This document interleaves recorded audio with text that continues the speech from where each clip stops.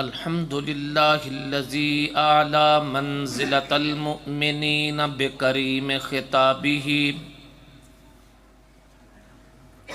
ورفع درجة العالمين بمعاني كتابه وخص المستنبتين منهم بمزيد الإصابة وثوابه والصلاة على النبي وأصحابه والسلام على أبي حنيفة وأحبابه أما بعد فأعوذ بالله من الشيطان الرجيم بسم الله الرحمن الرحيم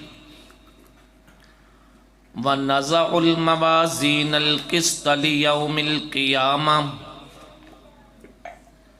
وأن أعمال بني آدم وقولهم يوزن وقال مجاهد القسطاس العدل بالرومية ويقال القسط مصدر المقسط وهو العادل وأما القاسط فهو الجائر وبسند متصل منا قال حدثنا أحمد بن إشقاب قال حدثنا محمد بن فزيل عن أمارة بن القعقاع عن أبي زرعة عن أبي هريرة رضي الله تعالى عنهم قال قال النبي صلى الله عليه وسلم كلمتان حبيبتان إلى الرحمن خفيفتان على اللسان ثقيلتان في الميزان سبحان الله وبحمده سبحان الله العظيم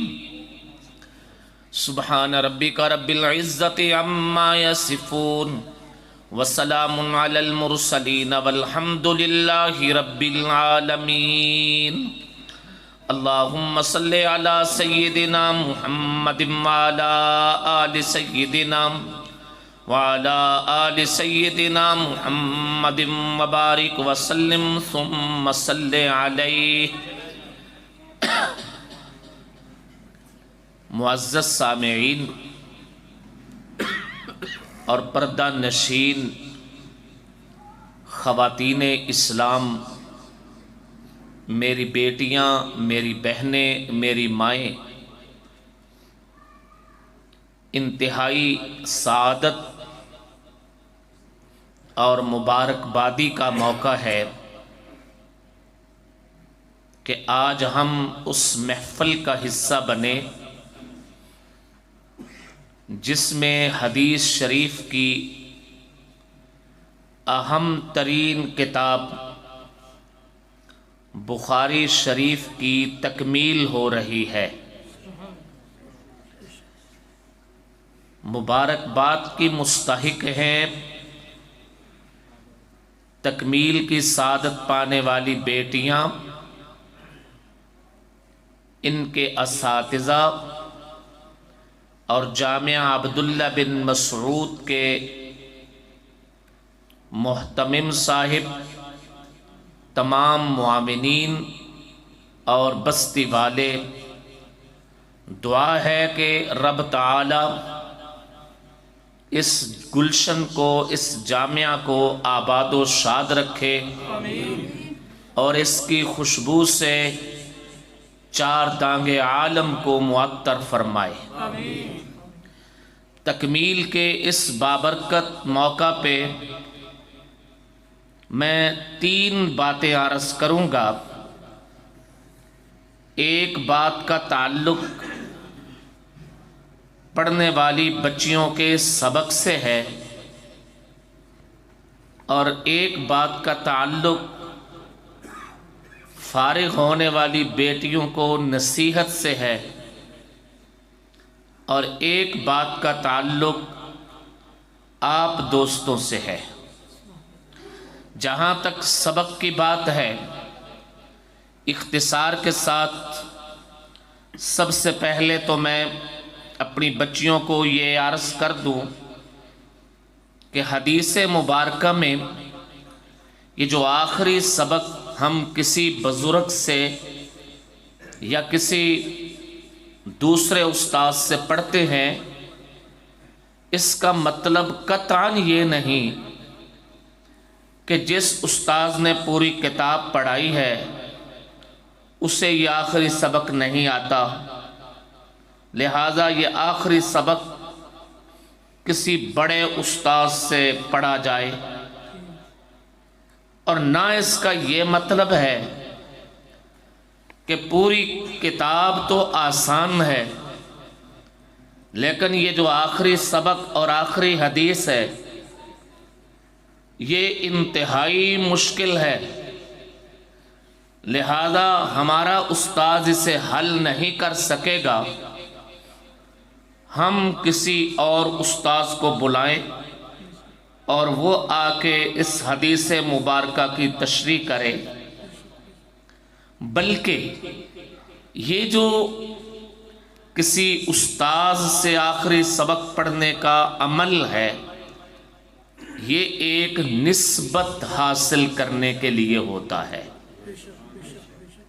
ایک نسبت کی برکت حاصل کرنے کے لیے ہوتا ہے۔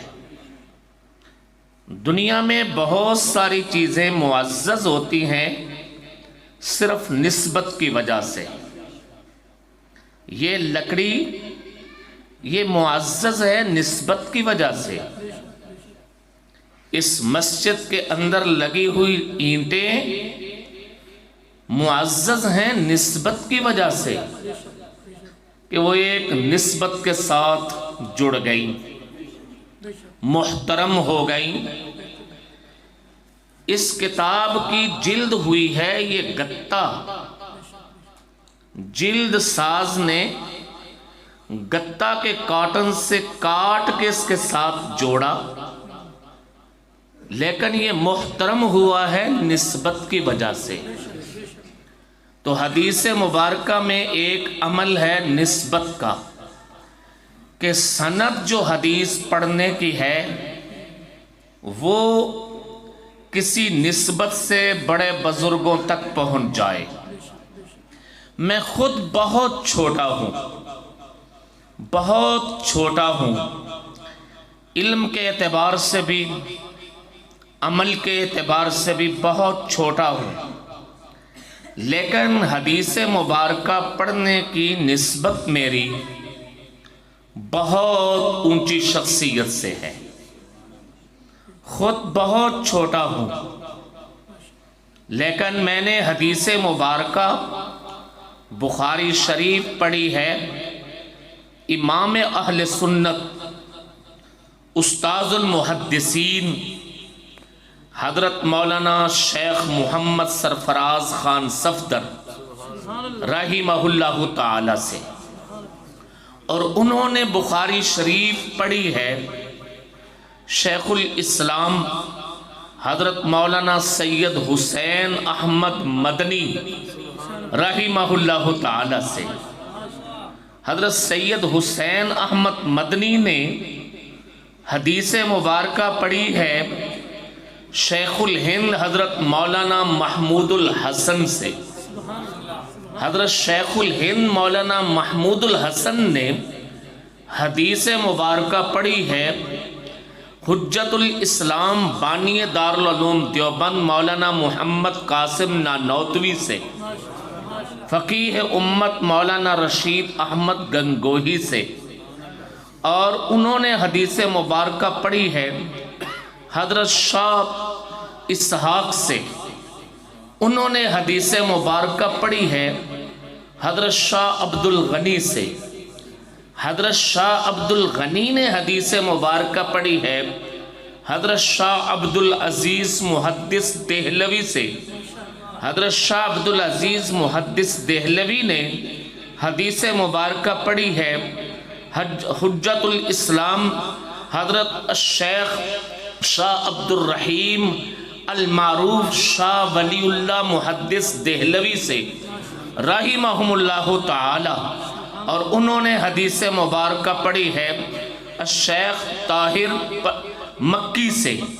یوں یہ سلسلہ حدیث کا چلتے چلتے امام بخاری تک پہنچا، اور امام بخاری رحمۃ اللہ علیہ نے یہ حدیث مبارکہ لی ہے حضرت امام بخاری نے احمد بن اشقاب سے، احمد بن اشقاب نے لی ہے محمد بن فضیل سے، محمد بن فضیل نے لی ہے عمارہ بن قعقاع سے، عمارہ بن قعقاع نے حدیث لی ہے حضرت ابو زرعہ سے، حضرت ابو زرعہ نے حدیث لی ہے حضرت ابو ہریرہ سے، اور حضرت ابو ہریرہ نے حدیث لی ہے کائنات کے تاجدار سے۔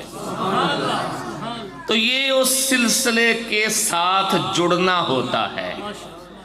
تو میں نے جس سند کے ساتھ حدیث مبارکہ پڑھی، میں اپنی سند کے ساتھ آج اپنی فارغ ہونے والی بیٹیوں کو اجازت دیتا ہوں کہ وہ اس سند کے ساتھ حدیث آگے پڑھا سکتی ہیں، آگے اس سلسلے کو بڑھا سکتی ہیں۔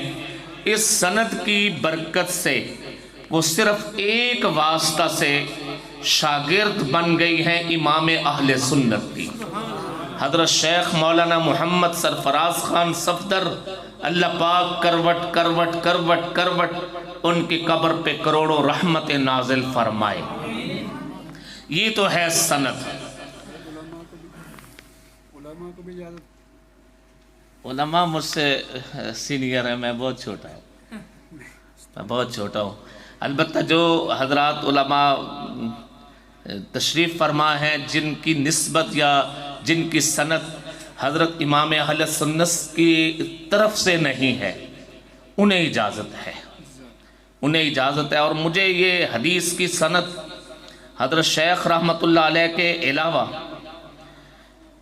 اہل سنت کی وہ علمی شخصیت کہ اس خطے میں اتنا علمی کام، حضرت شیخ مولانا تقی عثمانی صاحب فرماتے ہیں کہ اردو تو دور کی بات ہے، عرب دنیا میں بھی اتنا علمی کام صحابہ کرام رضوان اللہ علیہ مجمعین کی عدالت پہ کسی نے نہیں کیا۔ حضرت مولانا محمد نافع رحمہ اللہ تعالی، مجھے حدیث مبارکہ کی سند حضرت مولانا محمد نافع سے بھی حاصل ہے۔ سند کے بعد اب میں بات عرض کرتا ہوں، امام بخاری رحمۃ اللہ علیہ نے بخاری شریف میں جو سب سے پہلے کتاب قائم کی ہے، کتاب سے مراد ہے وہ عنوان قائم کرتے ہیں، عنوان، وہ عنوان ہے کتاب الایمان، بخاری جلد اول میں کتاب الایمان۔ اور سب سے آخر میں جو کتاب لائے ہیں وہ ہے کتاب التوحید۔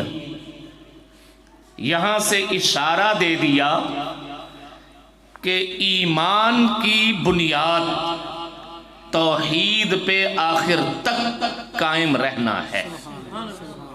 کتاب کی ابتدا میں ایمان اور کتاب کے اختتام پہ توحید، کتاب التوحید۔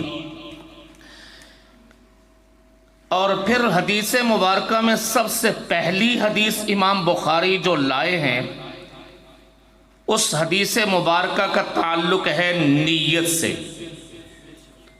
انما الاعمال بالنیات، اعمال کا دار و مدار جتنی نیت کھری ہوگی اتنا عمل کا وزن مضبوط اور بھاری ہوگا۔ سب سے آخری حدیث اور عنوان جو لائے ہیں وہ لائے ہیں کہ قیامت کے دن دو جملے ایسے ہیں جو تول کے اندر میزان میں انتہائی بھاری ہوں گے۔ ان دونوں حدیثوں کو ملا کے پڑھیں تو جملے تو بہت چھوٹے ہیں، لیکن پڑھتے وقت نیت کھری ہو، نیت صاف ہو تو وہ دونوں کے دونوں جملے حبیبتان الی الرحمن، رحمان کے ہاں محبوب ہیں۔ امام بخاری رحمۃ اللہ تعالی علیہ پوری بخاری شریف میں فتنوں کے تعاقب میں رہے ہیں، فتنوں کے تعاقب میں۔ آپ کے زمانے میں جتنے فتنے تھے ان فتنوں کا تعاقب کیا ہے۔ اس کا اندازہ امام بخاری کے عنوانات سے ہوتا ہے کہ وہ جو عنوان قائم کرتے ہیں وہ عنوان کسی نہ کسی فتنے کا رد کرنے کے لیے اور کسی نہ کسی اسلامی عقیدے کو کھولنے کے لیے۔ اب اسلامی عقیدوں میں ایک عقیدہ جو قرآن کریم نے دیا کہ رب العالمین انسانوں کے اعمال کا حساب لیں گے، اللہ پاک انسانوں کے اعمال کا حساب لیں گے، اور حساب لینے کے لیے رب تعالیٰ ترازو قائم کریں گے۔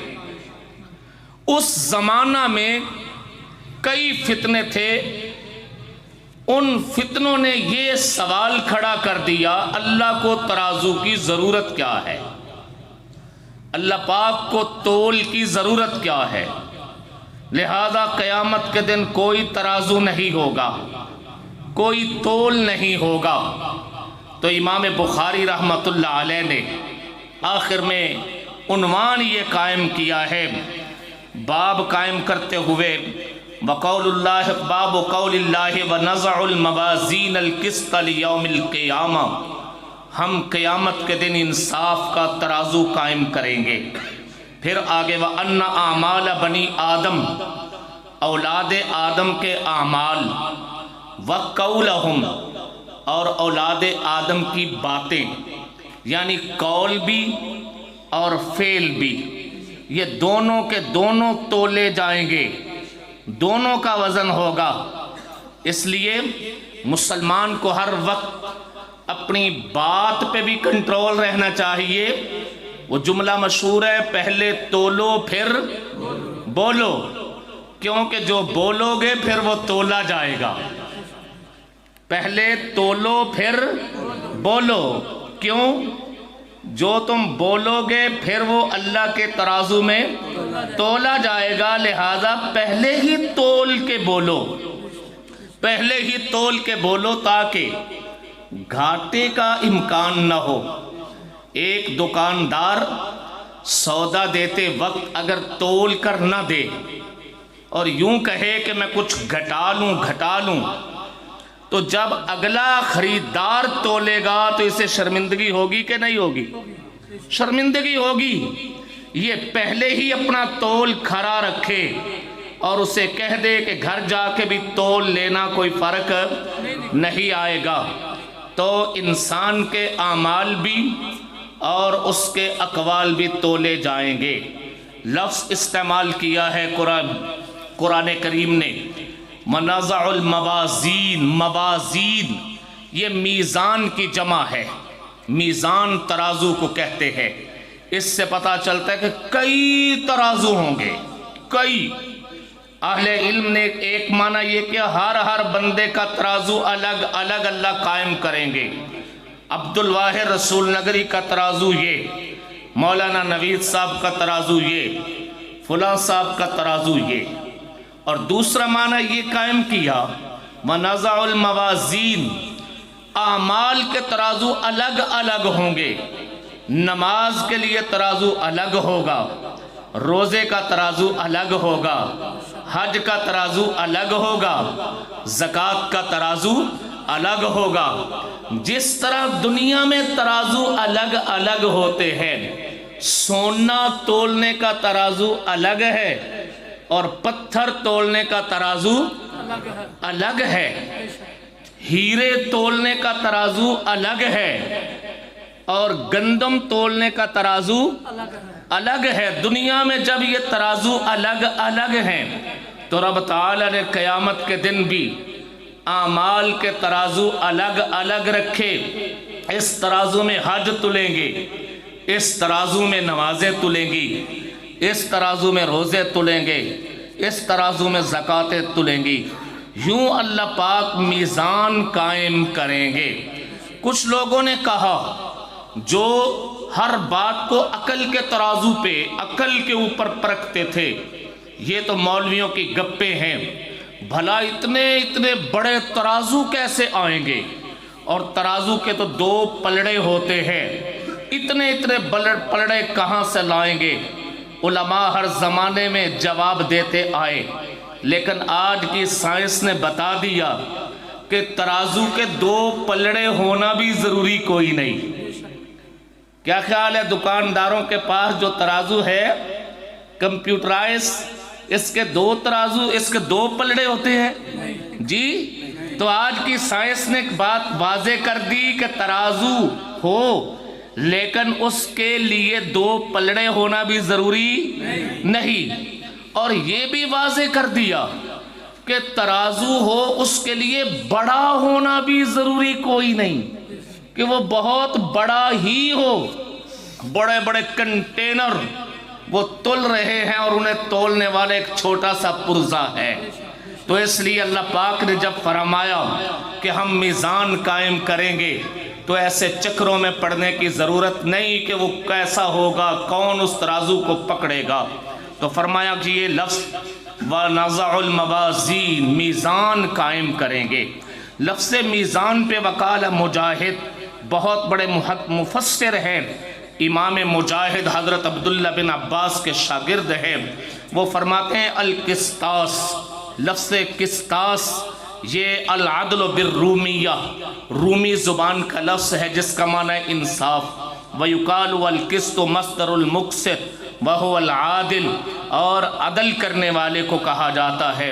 البتہ اگر یہ مصدر بدل کے آئے تو وَأَمَّا الْقَاسِطُ فَهُوَ الْجَائِرُ، تو پھر اس کا معنی بدل کے ظلم بھی بن جاتا ہے۔ آگے حدیث ہے، میں حدیث مبارکہ کی سند پڑھ چکا ہوں اور الفاظ پڑھ رہا ہوں۔ قال النبی صلی اللہ علیہ وسلم، حضور نبی کریم صلی اللہ علیہ وسلم نے فرمایا کلمتان حبیبتان الی الرحمن، دو بول ایسے ہیں، دو جملے ایسے ہیں، حبیبتان الی الرحمن، جو رب کو بڑے ہی محبوب ہیں، اللہ کی بارگاہ میں بڑے ہی پیارے ہیں۔ خفیفتان علی اللسان، زبان ادا کرے تو ادا کرنے میں بڑے ہی ہلکے پھلکے ہیں۔ ادا کرنے کے لیے نہ لمبی لمبی تسبیحیں چاہیے، نہ لمبا وقت چاہیے۔ خفیفتان علی اللسان، زبان ادا کرے تو بڑے ہلکے پھلکے۔ ثقیلتان فی المیزان، اور قیامت میں جو ترازو ہوگا اس ترازو میں بڑے ہی بھاری ہوں گے، وزن ان کا بڑا ہی بھاری ہوگا۔ وہ کس بنیاد پہ؟ نیت کی بنیاد پہ۔ نیت جتنی کھری ہوگی اتنا ہی ان کا وزن بھی مضبوط ہوگا۔ وہ جملے ہیں کیا؟ سارے دوست جاننا چاہیں گے جی؟ پھر پڑھیں گے بھی، عمل بھی بنائیں گے۔ وہ جملے بول ہیں سبحان اللہ و بحمدہ سبحان اللہ العظیم۔ یہ سبق تھا۔ میں سبق کی تکمیل پہ بیٹیوں کو مبارکباد پیش کرتا ہوں، اور ایک دوسری بات جو بچیوں سے کہنی تھی، میری بیٹیوں، عورت اس کے یہ چار روپ ہوتے ہیں۔ یہ بیٹی ہوتی ہے، بہن ہوتی ہے، ماں ہوتی ہے، بیوی ہوتی ہے۔ اس کے یہ دو روپ ابا کے گھر میں ہیں اور دو روپ خاوند کے گھر میں ہے۔ ابا کے گھر میں یہ ماں نہیں ہوتی، ابا کے گھر میں یہ بیوی بھی نہیں ہوتی، ابا کے گھر میں یہ بیٹی ہوتی ہے یا بہن ہوتی ہے۔ اس کے دو روپ، بیٹی اور بہن۔ اور شوہر جس وقت نکاح ہو کے شوہر کے گھر جاتی ہے وہاں اس کے دو روپ ہوتے ہیں، وہاں بیوی ہوتی ہے اور ماں ہوتی ہے۔ اور ان چاروں میں ترتیب ہے، پہلا روپ اس کا بیٹی ہونا ہے، کوئی عورت بہن ہو یا نہ ہو، بیٹی ضرور ہے، بیٹی ضرور ہے۔ وہ کسی کی بیوی ہو یا نہ ہو، بیٹی ضرور ہے۔ وہ اماں بنے کہ نہ بنے، لیکن بیٹی ضرور ہے۔ تو پہلا روپ اس کا بیٹی، پھر بہن، پھر اس کا تیسرا روپ ماں کے بیوی، بیوی بیوی ہے۔ اور بیوی بننے کے بعد چوتھا روپ اس کا کیا بنتا ہے؟ ماں۔ اب ان چاروں روپوں میں عورت کی ذمہ داری ہے۔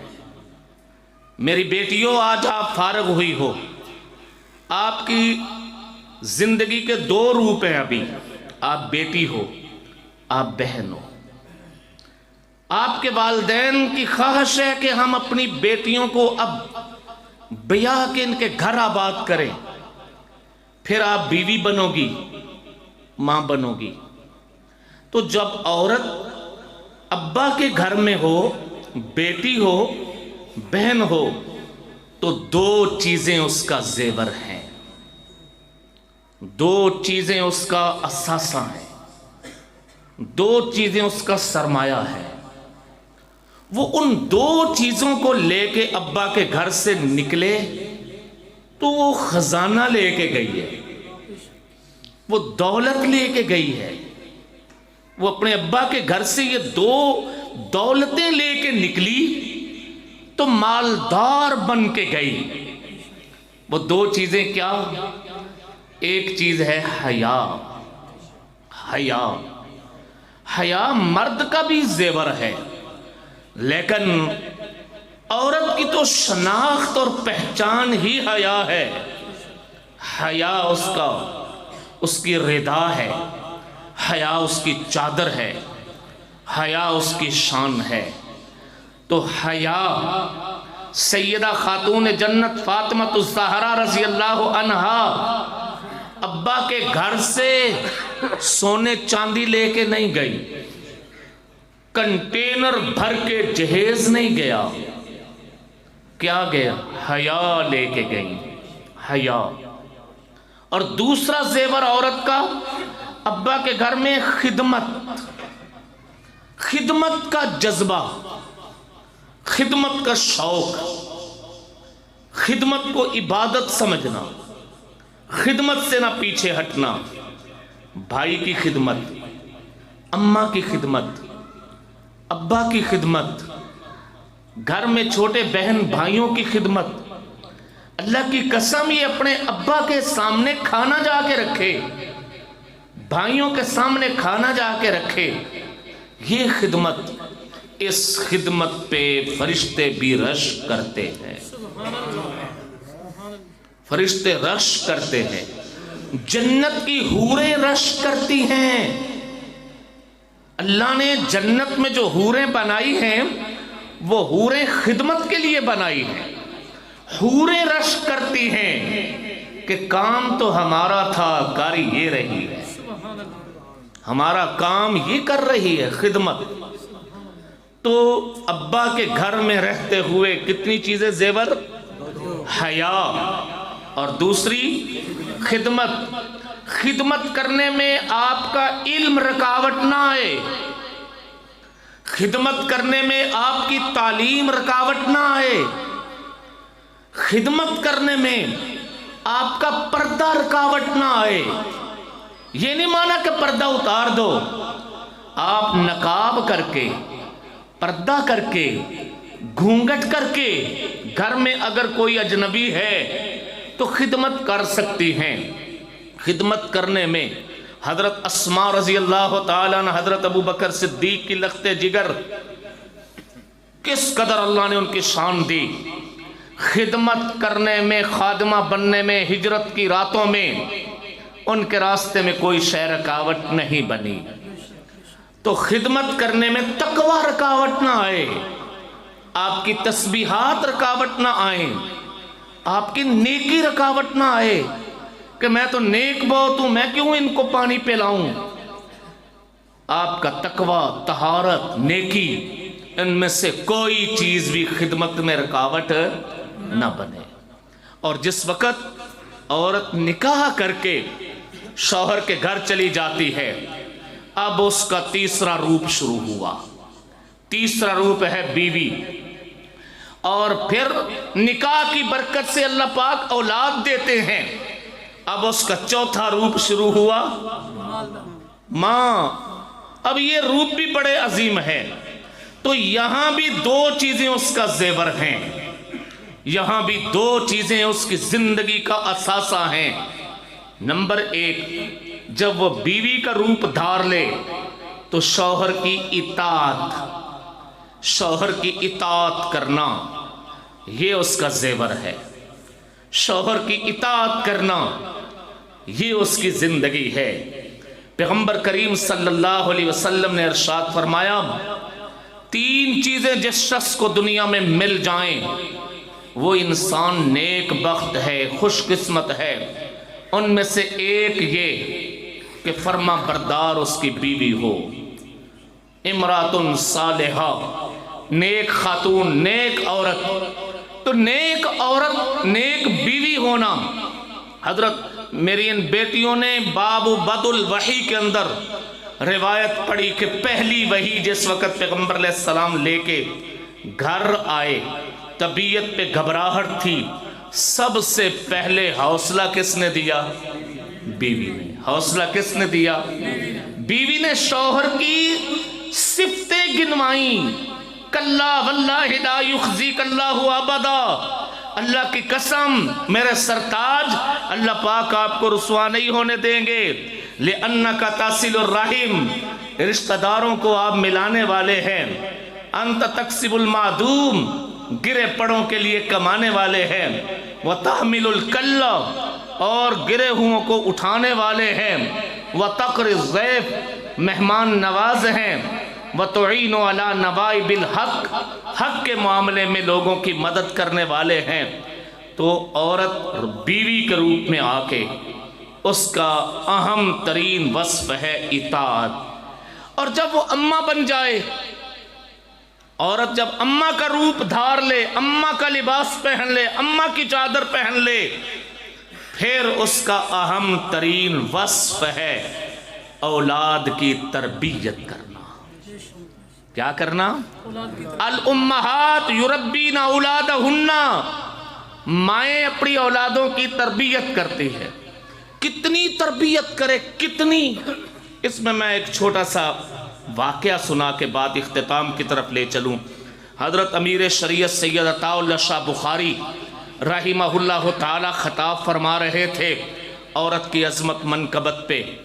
ایک شخص نے کھڑے ہو کے کہا، شاہ جی ایک طرف تو آپ کہتے ہیں عورت کی بڑی شان ہے، دوسری طرف یہ بتائیے عورت نبی کیوں نہیں بنی؟ جتنے نبی آئے وہ سارے کے سارے مرد آئے، عورت کیوں نہیں نبی بنی؟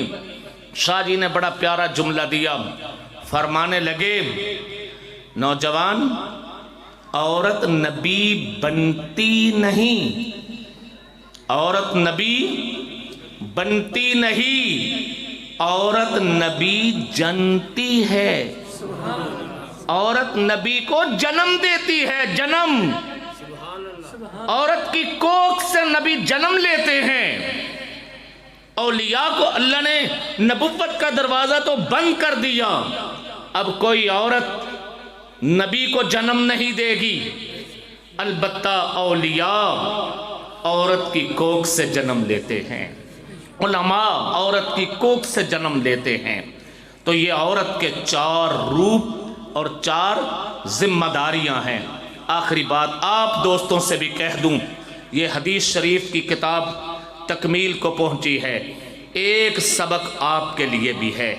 ہو سکتا ہے میرا کوئی دوست یہ کہے، مولانا رسول نگری، اللہ نے ہدایت کے لیے قرآن اتارا، قرآن کے ہوتے ہوئے حدیث کی ضرورت کیا ہے؟ کیا قرآن ادھوری کتاب ہے؟ کیا قرآن ادھوری ہے؟ کیا قرآن ناقص ہے؟ ایک طرف تو ہم کہتے ہیں قرآن کتاب کامل، تو پھر قرآن کتاب کامل کے ہوتے ہوئے بخاری کیوں پڑھتے ہو؟ کتاب کامل کے ہوتے ہوئے مسلم شریف، نسائی شریف، ترمذی شریف، ابن ماجہ شریف کیوں پڑھتے ہو؟ کتاب کامل کے ہوتے ہوئے حدیث کی کتابیں کیوں پڑھتے ہو؟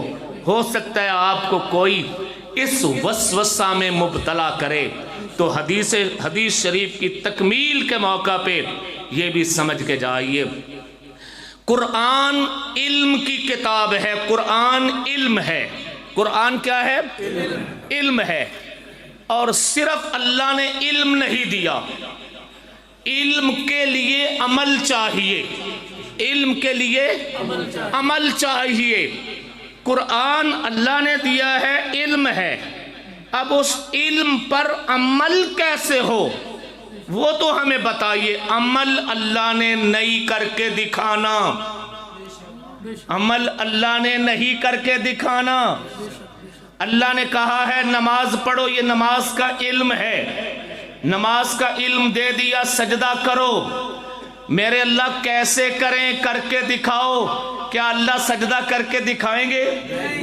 اللہ نے کہا ورکعو، رکوع کرو، مولا رکوع کر کے دکھاؤ۔ رکوع تو جھکنے کو کہتے ہیں، اللہ کسی کے سامنے جھکیں گے؟ نہیں جھکیں گے۔ اللہ نے علم دیا، حج کرو۔ حج کیا ہے؟ احرام باندھو، اللہ احرام باندھ کے دکھاؤ۔ حج کا علم تو دے دیا، عمل بھی دو۔ اللہ پاک عمل نہیں دیتے، اللہ علم دیتے ہیں۔ اللہ عمل نہیں دیتے بلکہ کیا دیتے ہیں؟ علم دیتے ہیں، علم۔ اللہ نے علم دیا، نکاح کرو، عمل کر کے نہیں دکھایا کہ اللہ نے نکاح کیا ہو۔ اللہ نے علم دیا، تم باپ ہو، اولاد سے محبت کرو، اب اللہ نے باپ بن کے نہیں دکھانا۔ اللہ نے علم دیا، نکاح کرو، نکاح کر کے بندہ شوہر بنتا ہے، اللہ نے شوہر بن کے نہیں دکھانا۔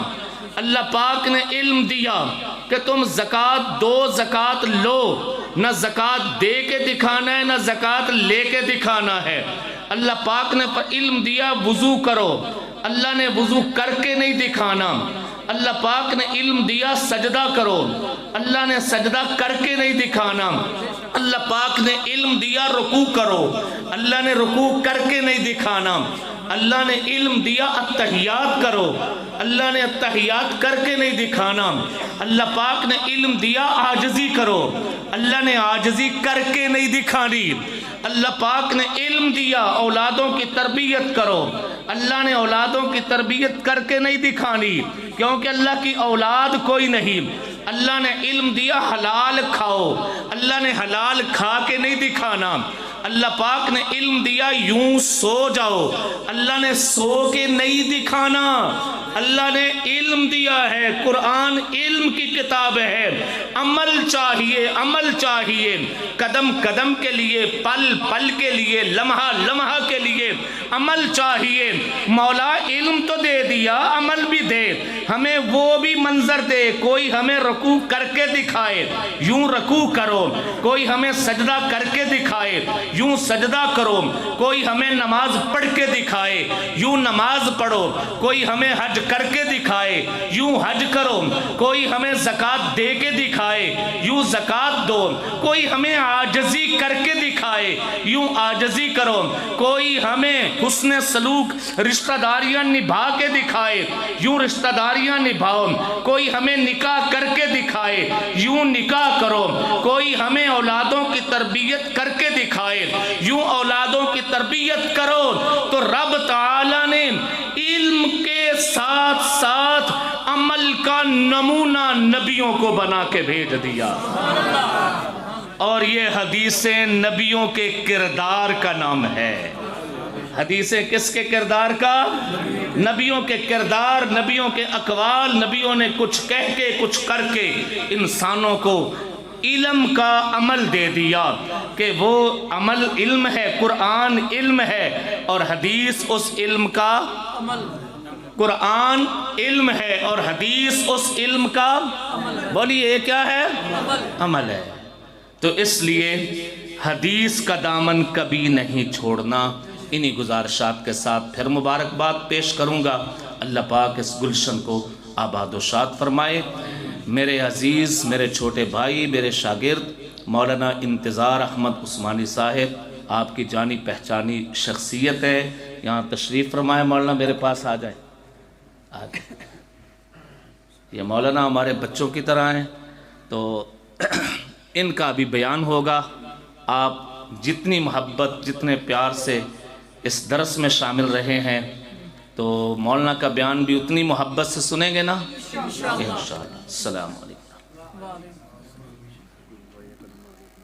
ہو گئے دعائیں کلمات، دعائیں دے دی ہیں میں نے، ہاتھ اٹھائے بغیر دعائیں دے دی، ہاتھ اٹھائے بغیر دعائیں دے دی. سبحانک اللہ.